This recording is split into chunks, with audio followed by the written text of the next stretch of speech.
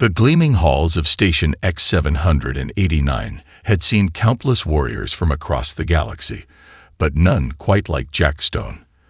The former Marine stood before the registration desk, his weathered duffel bag at his feet, while three multi-limbed bureaucrats stared at him through compound eyes. Their mandibles clicked in what he had learned was their version of laughter. A human seeking combat registration. The lead administrator's translator crackled. Perhaps you misunderstood the direction to the observation decks. More clicking laughter followed. Jack remained motionless, his scarred hands clasped behind his back. The station's artificial gravity felt slightly off, just like everything else in this sector of space. 6 months of travel, cashing in every favor he'd earned during his mining days, all led to this moment. Article 47 of the Galactic Sports Federation clearly states that any sentient species with Federation membership may participate in sanctioned combat events. Jack recited, his voice carrying the weight of someone who had practiced these words countless times. Earth joined 3 standard months ago. The lead administrator's outer membrane shifted colors, a sign of irritation. Yes, technically correct. But surely you understand. Humans are considered a protected species. Your kind barely survived your first contact wars. We have a duty of care. Jack's lips curved into a slight smile. Then let me sign the waivers. All of them. The secondary administrator leaned forward, multiple eyes focusing on the jagged scar running down Jack's neck. Your species file indicates extreme fragility to vacuum exposure. This appears to be evidence of that weakness. Mining accident, Jack replied, though the memories of that day on Jupiter's moon still haunted him. The only survivor of the Ganymede disaster, they called him. The official report blamed equipment failure, but Jack knew better. He'd seen the sabotage, recognized the signs too late to save his crew. Perhaps a demonstration is in order. The third administrator suggested, mandibles wiggling in amusement. They directed Jack to a testing chamber used for preliminary combat assessments. The chamber was a stark white room, filled with various pieces of equipment designed to measure strength, speed, and reflexes. At its center stood what appeared to be a simple metal bar. A standard strength calibrator. The lead administrator explained. It's composed of reinforced durasteel. Many species can barely bend it. The strongest among us can crack it. None have broken it completely. The unspoken challenge hung in the air. Jack approached the bar, studying its surface. The metal felt cool under his fingers as he took his position. He knew this was their way of humiliating him, of sending him back to the observation decks where they believed humans belonged. Instead of immediately attempting to break it, Jack spoke quietly. During the Ganymede disaster, I held a broken airlock sealed for 7 minutes with my bare hands.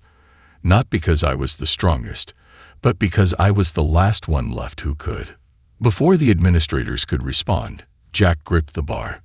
His muscles tensed, not with desperate strength, but with the calculated force of someone who had learned exactly how much pressure human bones and sinew could deliver. The bar didn't just break, it shattered, fragments skittering across the chamber floor. The administrator's color-shifting membranes went completely pale. Station sensors began blaring, detecting the supposedly impossible material failure. How? The lead administrator's translator struggled to keep up with their rapid clicks. The strength requirements, your species file. Jack retrieved his duffel bag, pulling out a worn leather folder. My registration forms, already completed. I believe you'll find everything in order. He placed them on the desk with deliberate care. Unless you'd like to explain to the Federation Sports Council why you're denying a qualified applicant based on species discrimination.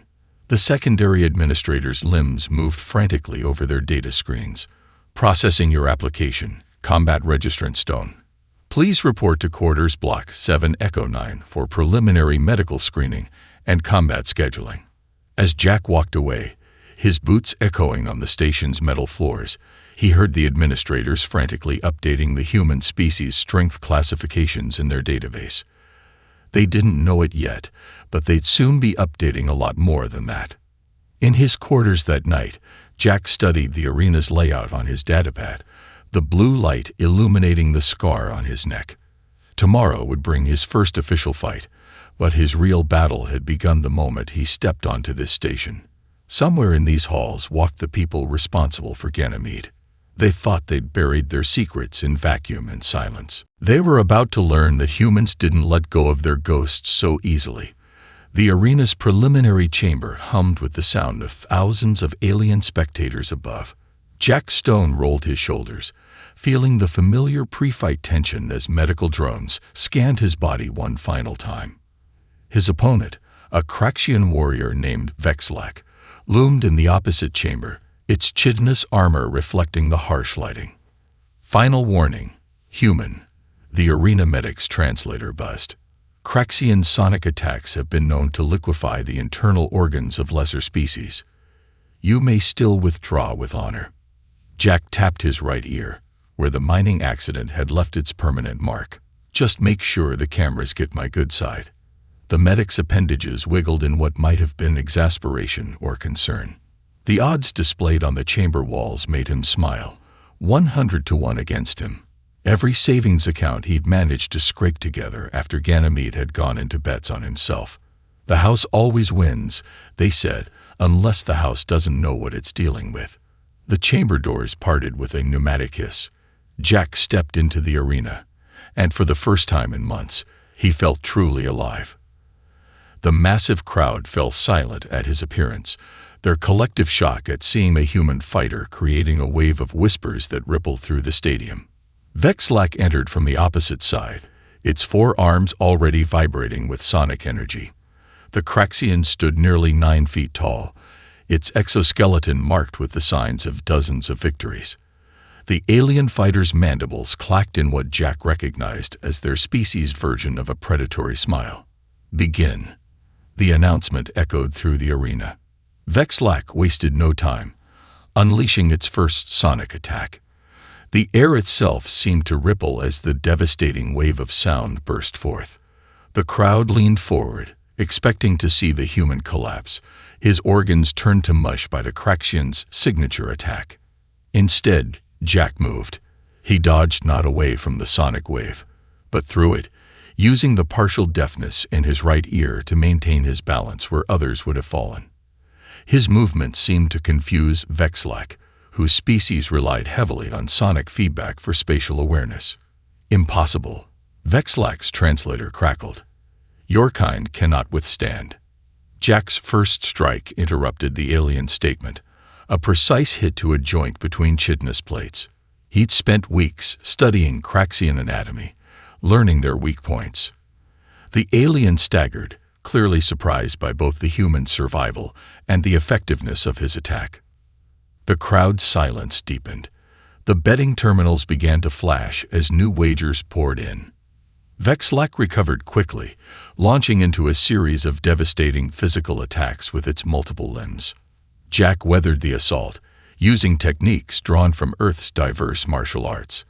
Where the Craxian expected him to shield or retreat, he stepped inside its guard. When it anticipated a high strike, he went low. You move wrong, Vexlac hissed between attacks. No pattern, no logic. Jack allowed himself a grim smile. That's the point. The fight continued, becoming a dance of adaptability versus raw power. Jack's style shifted constantly. Boxing, jiu-jitsu, Muay Thai, never staying with one approach long enough for his opponent to counter effectively. The Craxian's movements, while powerful, followed the predictable patterns of its species' traditional combat forms. Blood dripped from a cut above Jack's eye, and his ribs screamed from a glancing blow he hadn't quite avoided. But he saw what the cameras were capturing. A human not just surviving, but matching one of the arena's feared sonic warriors blow for blow. The end came suddenly. Vexlac, frustrated by its inability to land a decisive sonic attack, overextended on a strike. Jack slipped inside the alien's guard one final time, delivering a combination of strikes that sent the massive warrior crashing to the arena floor. The silence that had permeated the arena shattered. Some spectators cheered. Others buzzed or clicked in disbelief. The betting terminals froze, their systems overwhelmed by the implications of a 100-to-1 underdog victory. As medical drones attended to both fighters, Jack caught snippets of conversation from nearby spectators. Did you see how it adapted? No species should be able to change tactics that quickly. The sonic attacks. It shouldn't have survived. In the medical chamber afterward, Jack sat quietly as drones repaired his injuries. On a nearby screen, he watched as combat analysts desperately tried to break down his fighting style, to categorize it within known parameters. They wouldn't succeed. Humanity's greatest weapon had always been its unpredictability. His winnings from the fight would fund the next phase of his investigation into the Ganymede disaster. But more importantly, he'd shown the galaxy that humans were done being underestimated. This was just the beginning. 3 weeks after his debut victory, Jack Stone faced his next challenge in the form of a cryovoid warrior, whose crystalline body temperature hovered just above absolute zero. The arena had been specially modified. Its temperature dropped to near freezing to accommodate the alien fighter's needs. Most species would have requested environmental suits. Jack stepped into the ring wearing only standard fighting gear. "Your internal organs will freeze," the cryovoid's melodic voice echoed through the translators. "You honor us with your courage, but this is suicide." Jack bounced on his toes, his breath visible in the frigid air. Ever been to Minnesota in January? The joke was lost on his opponent, but the human spectators in the crowd, growing in number since his first victory, laughed appreciatively. The fight began, and immediately the arena's temperature plunged further. The cryovoid moved with liquid grace, its crystalline form leaving trails of frost in the air. But where previous opponents had quickly succumbed to the cold, Jack's movements remained sharp and controlled. "Fascinating," a hooded figure in the VIP section murmured, leaning forward. "The human is using the cold to his advantage." Indeed, Jack had transformed the environmental hazard into a weapon. Each impact of his strikes against the cryovoid's surface sent shockwaves through its crystalline structure. The rapid temperature changes between his warm body and the alien's frozen form, creating microscopic stress fractures. Victory came when Jack exploited these accumulated weaknesses, finishing the fight with a perfectly timed strike that sent cracks spiderwebbing through his opponent's form. The cryovoid yielded before the damage became irreparable. 2 days later, Jack faced a mechanoform champion, a species that had replaced most of their organic parts with cybernetic enhancements.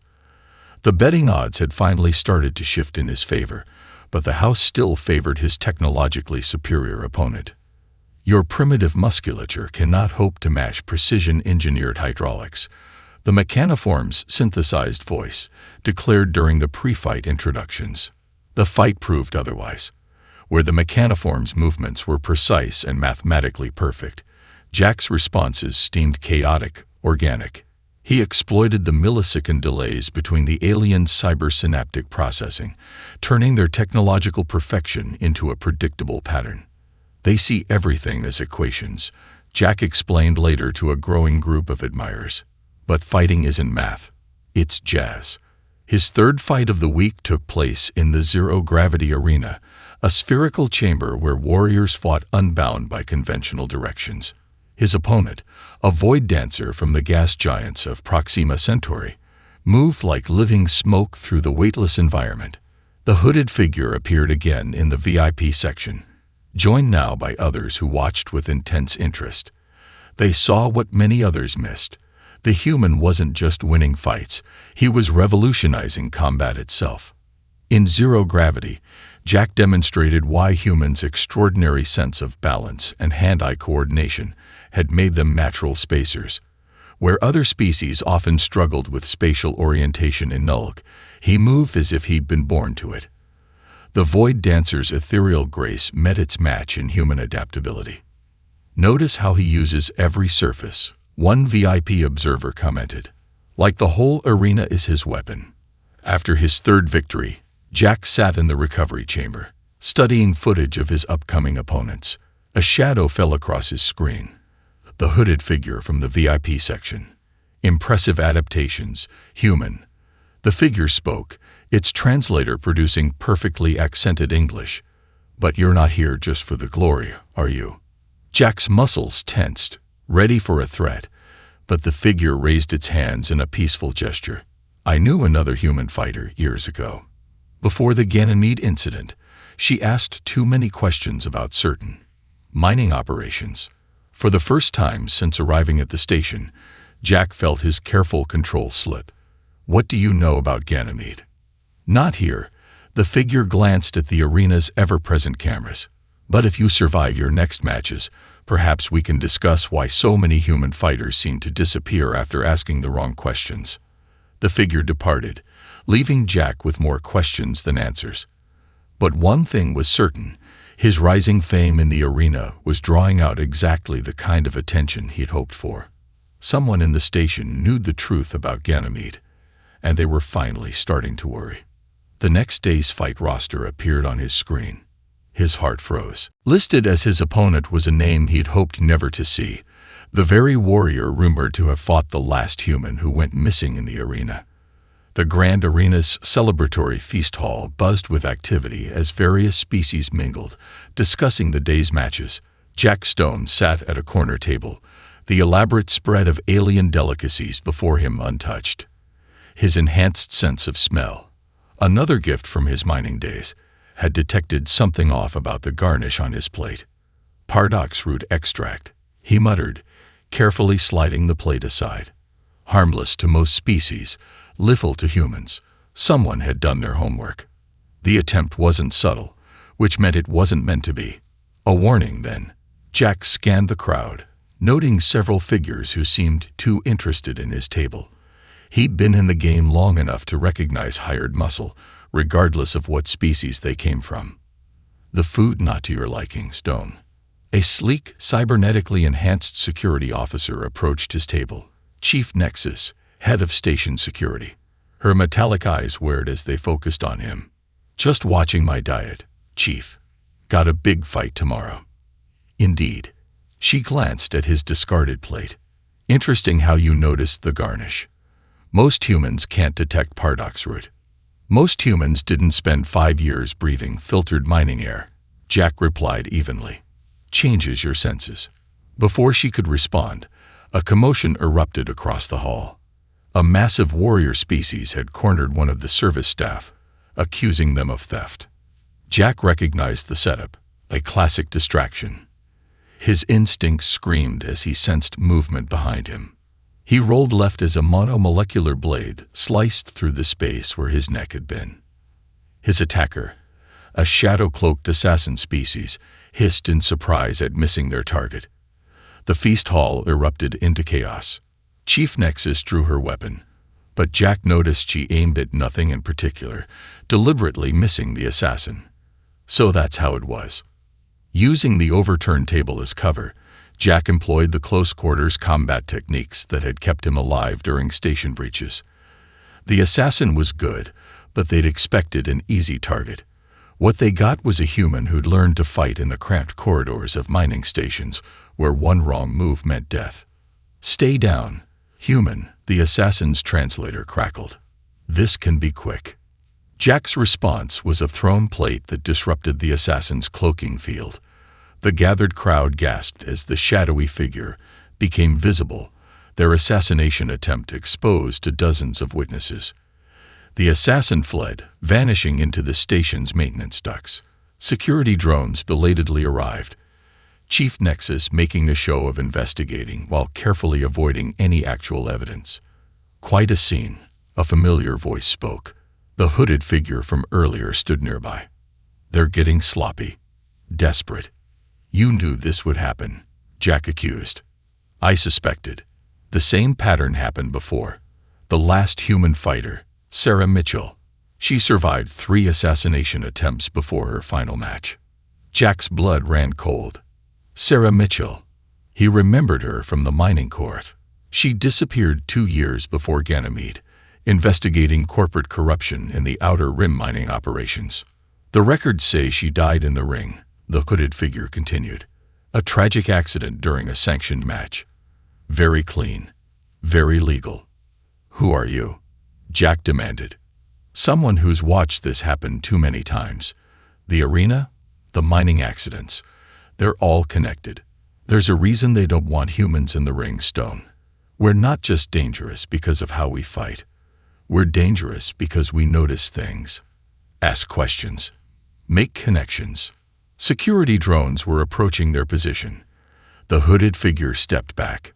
Watch yourself in tomorrow's match. Your opponent, Kravnax, he's their cleaner, undefeated against human fighters, all three of them. As the figure disappeared into the crowd, Jack accessed the arena's public records on his neural link.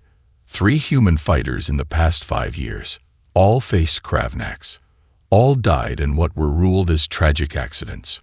Back in his quarters, Jack reviewed the security footage he'd managed to slice from the feast hall. Chief Nexus meeting with shadowy figures. The assassin receiving orders. All the pieces were there, but he needed more. Tomorrow's match wasn't just about survival now. It was about sending a message. They thought they were hunting him, but Jack Stone had spent the last 5 years preparing for this moment. It was time to show them what happened when the prey turned predator. The pre-fight medical scan flashed red warnings across the examination room screens. Jack Stone's blood toxicity levels were dangerously high, his reflexes showing significant impairment. The poison had been elegant, odorless, tasteless, and specifically engineered to bypass his enhanced senses. Combat regulations require us to cancel the match. The medical drone buzzed. Your condition. Override code 79 Echo. Jack interrupted, entering his competitor's rights sequence. I accept all medical risks. The drone's lights flickered in what might have been disapproval. On the screens above, his opponent's stats displayed in stark contrast to his own. The chimeric warrior, Kravnax, was a perfect specimen, his biosigns optimal, his combat record flawless. Your death will not be quick. Kravnax's gravelly voice echoed through the preparation chamber. But it will be legal, just like the others. Jack's vision blurred slightly, the poison working its way deeper into his system. But his voice remained steady. Tell me something. Did Sarah Mitchell figure it out before the end? About the mining operations. The chimeric warrior's expression shifted almost imperceptibly. Clever human. Using your own death to fish for information. But you're already too late. The arena gates opened, and Jack stepped into what many expected to be his final fight. The crowd's roar seemed distant, muffled by the pounding in his head. Medical drones hovered at the arena's edges, ready to declare the time of death. Kravnax attacked immediately, his hybrid physiology allowing him to switch between different biological advantages at will. Poison glands, reinforced bone structure, accelerated healing. All perfectly legal genetic modifications. The first hit sent Jack sprawling, his compromised reflexes unable to fully dodge. Pain blossomed across his ribs, but with it came clarity. Pain had always been humanity's teacher. Your species never learns, Kravnax taunted, circling for another strike. Always thinking you can change things. Always dying in the attempt. Jack forced himself up, using a technique he'd learned in the mines, how to fight through toxic gas exposure.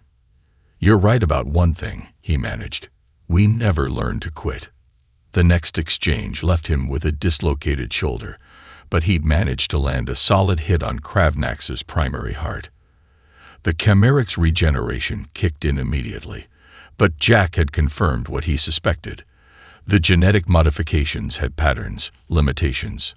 The mining operations, Jack spoke between labored breaths, loud enough for the arena's microphones to pick up. Illegal genetic experimentation, using human workers as test subjects. That's what Sarah discovered, isn't it? Kravnax's attack pattern changed, becoming more aggressive.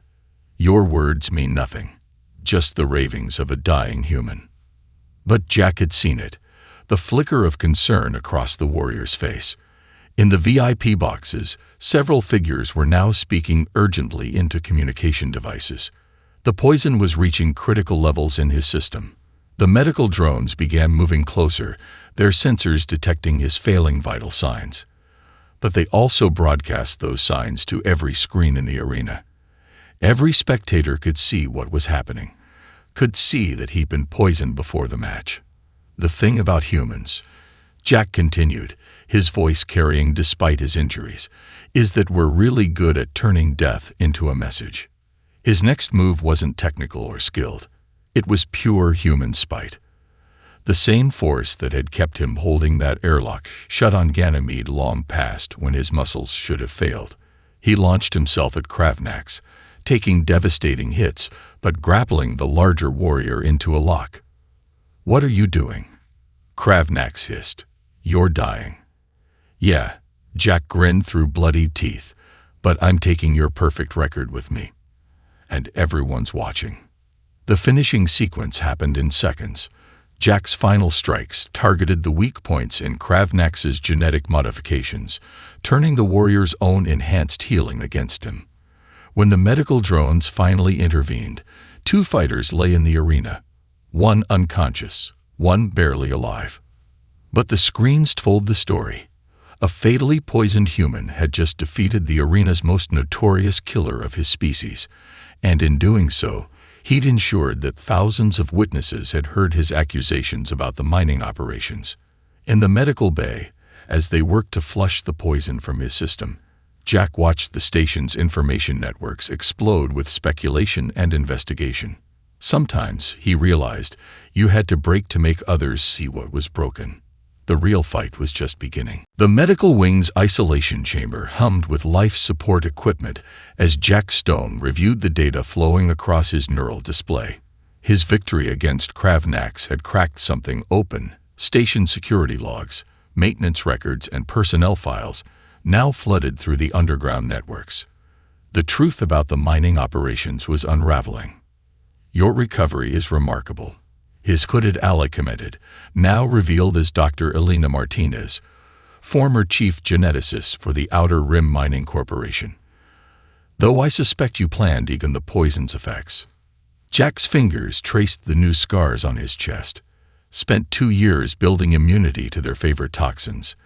Didn't make it hurt any less, though.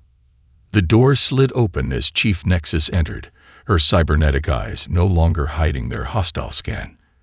"Competitor Stone, you've been officially cleared to return to combat. The Upper Circle requests your presence." The Upper Circle, the arena's true owners. Jack had been waiting for this invitation since he'd first stepped onto the station. Elena's expression tightened with concern. "They'll make you an offer," she warned. "The same one they made Sarah. Power, position, silence." "Good." Jack stood, testing his healed limbs. "That means we're close." The Upper Circle's chamber occupied the station's highest level, offering a view of the swirling nebula beyond. 5 figures waited within, their species deliberately obscured by environmental suits. Jack recognized the technology, designed to hide biological signatures. "Remarkable human." The central figure spoke, its translator producing perfectly modulated tones. "You've caused quite a stir in our little enterprise." "Just trying to make a living." Jack kept his stance relaxed, but noted every exit, every potential weapon in the room. The mining accident hadn't just enhanced his senses, it had made him paranoid. The paranoid survived. "We could offer you much more than that. A position on the Inner Council, ownership of your own mining operations, the power to ensure no more accidents occur." Jack smiled, but it didn't reach his eyes. "Like you offered Sarah Mitchell." The temperature in the room seemed to drop. Ms. Mitchell made her choice, as did the others who came seeking answers about Ganymede. They found those answers, didn't they? About the genetic experiments. Using miners as test subjects for your combat enhancement programs. Creating the perfect warriors through human trial and error. The figures shifted, their environmental suits humming with increased activity. Accusations without proof, human. though your own remarkable abilities might raise some questions about your survival of Ganymede. And there it was, the truth he'd suspected since he'd first begun healing too quickly from mining injuries. He wasn't just a survivor of their experiments. He was their most successful result.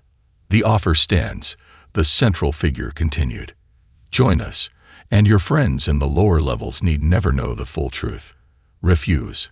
A signal pulsed through Jack's neural link, Alina confirming that she'd received all the data he'd been quietly streaming from this meeting.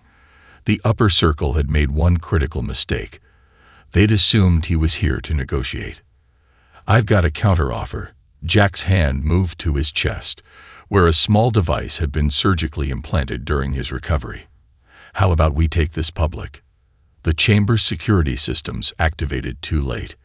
Jack's device had already begun broadcasting. Every word, every admission, streaming directly to the arena's main display systems. In the levels below, thousands of spectators watched as the upper circle's carefully maintained secrets unraveled. You fool, the central figure snarled. You'll destroy everything. That's the plan. Jack backed toward the door as station security alerts began blaring. But first, I'm going to finish this the way humans do, in the ring. Consider this my formal challenge to any champion you choose. You can't possibly think you'll survive. Survival's never been the goal.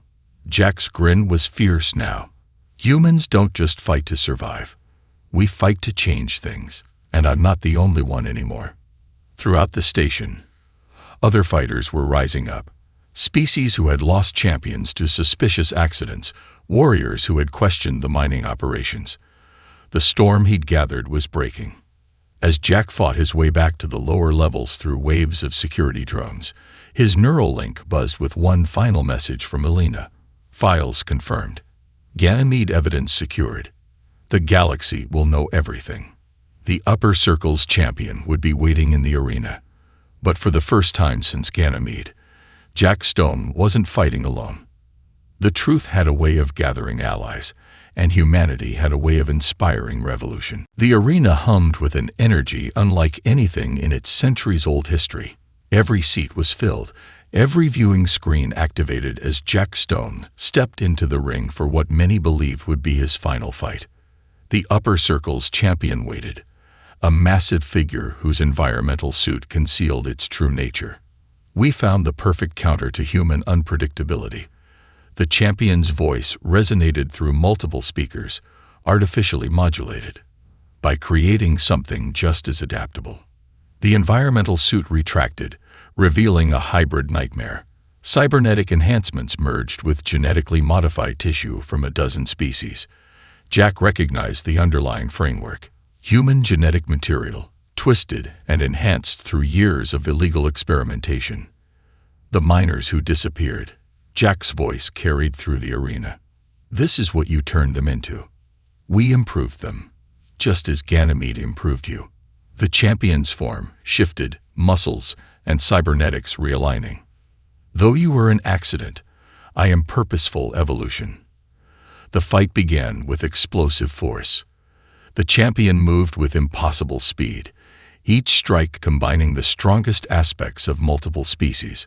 Where Jack dodged, the creature predicted. When he attacked, it adapted. Blood flew from a cut above his eye, as a glancing blow caught him. You see, the champion's laugh echoed. Every human technique, every adaptation, all programmed into my combat systems. You cannot surprise me. Jack wiped blood from his face, his breathing controlled. That's your weakness. You think fighting is about programming. He switched tactics, abandoning trained techniques for pure instinct. The champion's predictive systems faltered, trying to match patterns that didn't exist.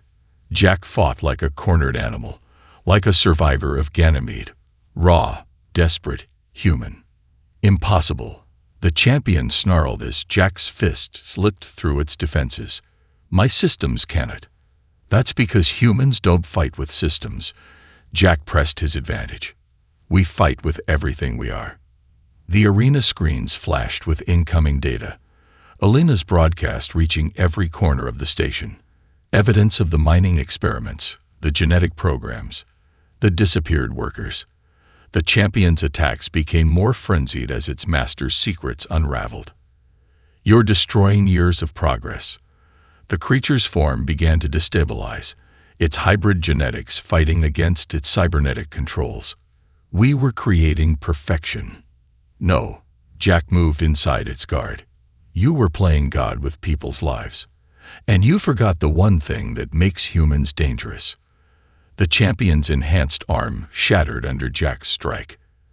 "And what's that?" "We remember our dead." The fight shifted into its final phase. The champion's hybrid form began to break down, its perfect systems overwhelmed by the chaos of its combined genetics. But even failing, it was lethal. Each exchange left both fighters bloodied, their movements becoming desperate and raw. In the VIP boxes, the upper circle members found themselves surrounded by station security. Not their paid forces, but honest officers who'd seen the truth. Their private escape shuttles reported similar blockades. "Even if you win," the champion gasped, its form continuing to degrade, "you'll never be normal again. Ganymede changed you forever." Jack thought of Sarah Mitchell, of the miners who'd disappeared, of his own crew lost to the vacuum of space. Normal was never the goal. His final combination wasn't elegant or programmed. It was pure human fury. The accumulated rage of every person who'd been used and discarded by the upper circle's ambitions. The champion's hybrid form, for all its perfection, couldn't match the simple, brutal determination of a human fighting for justice. When the end came, it was decisive. The champion lay broken, its complex systems failing, while Jack Stone stood bloody but unbowed. The arena's silence was deafening. Then, from the lower levels, a chant began. It started with the human spectators but spread to other species, a rising cry for justice, for change, for revolution against those who'd played with lives like game pieces. Medical drones approached, but Jack waved them away. He walked to the center of the arena, his voice carrying to every screen and speaker. "This is no longer about one fighter or one mining accident," he declared. "This is about every person who disappeared into your experiments, every family that never got answers. It ends today." In the stations above, Alina's broadcast continued, exposing decades of corruption. In the levels below, security forces loyal to the truth moved against the upper circle's operations. The storm hadn't just gathered. It had broken, and in its wake, the galaxy would never be the same. 3 months after the championship fight, Station X789 had transformed. The upper circle's private levels now housed the Interstellar Justice Commission, their data cores providing evidence that reached far beyond illegal fighting rings and mining operations. Jack Stone stood at the observation deck, watching transport ships arrive with families of the disappeared, finally seeking closure. The genetic research data has been secured. Alina approached, no longer hiding beneath a hood. "We've identified 73 miners who were used in their experiments.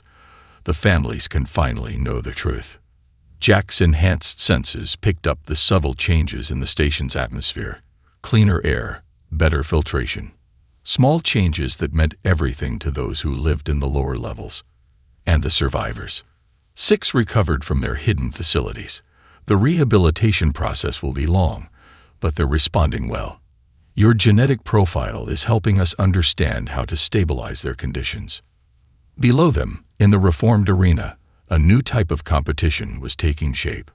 The combat rings remained, but now they served as training grounds where species learned from each other openly, without the deadly stakes of the past. "Commander Chen sends his regards," Alina continued, referring to the Federation investigator who'd helped coordinate the cleanup. "The evidence we gathered has sparked investigations at 15 other mining stations. The whole system's changing." Jack watched a young human fighter demonstrating Earth martial arts to a group of alien students. Sarah Mitchell would have liked that. She always said humans could offer more than just labor to the galaxy. Speaking of offering more, Alina pulled up a holographic display. "The Federation's approved your proposal. The Academy opens next month. The Mixed Species Combat and Survival Academy. Jack's vision for transforming the arena's legacy. A place where different species could learn from each other's strengths, where the adaptability that had kept him alive could be taught rather than exploited. First enrollment's already full, Elena smiled. Turns out lots of species want to learn how to fight like a human. Not just fight, Jack corrected, thinking of his own journey. Survive, adapt, change things. The station's public announcement system crackled to life, calling Jack's name. His first official class was gathering in the training rings, a mix of humans and aliens who'd seen his fights and wanted to understand how one species could change so much. As he made his way down to the arena floor, Jack passed the Wall of Remembrance, a memorial to those lost in the mining experiments. Sarah Mitchell's name held a prominent place, along with his crew from Ganymede. They hadn't died for nothing. Welcome to the Academy, Jack addressed his gathered students, seeing the same fire in their eyes that had driven him. You're not here to learn how to win fights. You're here to learn how humans face impossible odds, how we turn disadvantages into strengths, how we never stop adapting. A young miner stepped forward, her eyes showing the same enhanced patterns that Jack saw in his own reflection.